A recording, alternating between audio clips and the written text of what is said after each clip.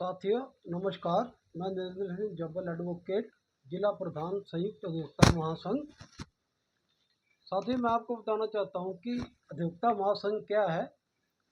देखिए, हमारे राष्ट्रीय अध्यक्ष श्री देवेंद्र प्रताप सिंह जी जो एडवोकेट है सुप्रीम कोर्ट ऑफ इंडिया, और ऐसे ही प्रदेश अध्यक्ष हैं श्री राकेश भाटी जी जो कि हरियाणा पंजाब के जो अध्यक्ष हैं, और मुझे जिला का अध्यक्ष बना रखा है। अब साथियों, जो हमारे संघ का कार्य ये है कि वकीलों के लिए वेलफेयर के लिए कार्य करना, वकीलों के हकों के लिए आवाज़ उठाना। जैसे advocate protection act UP Bihar के अंदर काफ़ी जो वकील है सड़कों के ऊपर हैं, उसी तरह हरियाणा में भी मैं कोशिश करता हूँ कि एडवोकेट प्रोटेक्शन एक्ट लागू हो।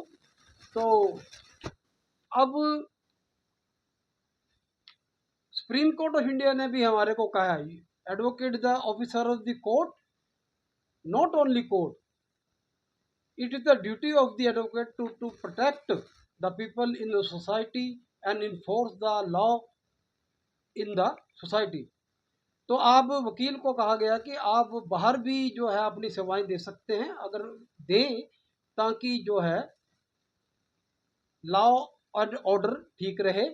क्योंकि स्वतंत्रता सेनानी भी थे पंडित जवाहरलाल नेहरू, सरदार वल्लभ भाई पटेल, लाला लाजपत राय जी और महात्मा गांधी जी, न जाने कितने ही एडवोकेट थे, भीमराव अंबेडकर जी। तो हमारा काम सिर्फ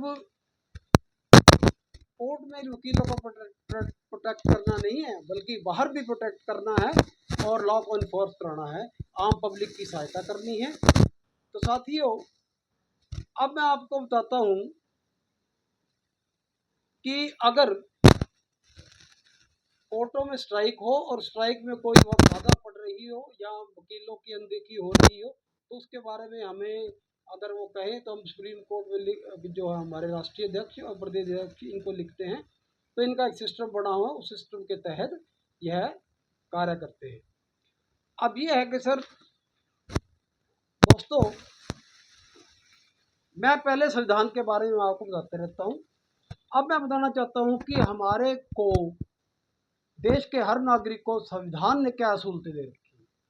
देखिए, राइट टू इक्वलिटी, आर्टिकल 14-18 कि भारत के लोग सब एक समान हैं, किसी से कोई भेदभाव नहीं होगा, ना जाति से होगा, ना रंग रूप से होगा, ना नस्ल से होगा। राइट टू फ्रीडम, आर्टिकल 19-22 हमें आज़ाद रहने की पूरी सहूलत है, और कोई भी हमारी आज़ादी के अंदर विघट डाले या रोके तो कानून अपना काम करेगा।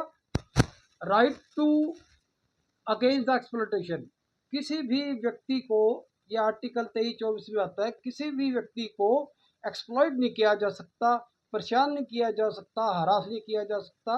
अगर वो करता है तो ये गैर कानूनी है। Right to freedom of religion, article 25-28, और यह हमें यह भी सहूलत देता है कि हम राइट टू फ्रीडम रिलीजन, हमें अपना धर्म, जिस भी धर्म में पैदा हुए हैं या किसी भी धर्म को अपनाते हैं, तो उसके रीति रिवाज को फॉलो करना, ये हमारी पूरी आज़ादी है। हम अपने ढंग से पूजा अर्चना पाठ कर सकते हैं। Cultural and education rights, article 29-30, cultural and education right. देखो, कल्चर जो है हमारा, जो भी कल्चर है हम उसको अपना सकते हैं, और जिस ढंग से हम रह सकते एजुकेशन राइट्स, हमारे देश के अंदर कोई भी व्यक्ति जितना पढ़ना चाहे वो पढ़ सकता है। और मेरे ख्याल गवर्नमेंट स्कूलों में भी बच्चों के लिए कई जगह फ्री शिक्षा उपलब्ध है। राइट टू प्रॉपर्टी, हर व्यक्ति को यह अधिकार है कि वो अपनी प्रॉपर्टी बनाए और देश के किसी भी कोने में प्रॉपर्टी बना सकता है, यह आर्टिकल 31 कहता है। राइट टू कॉन्शियल रेमेडीज, देखो हमारे को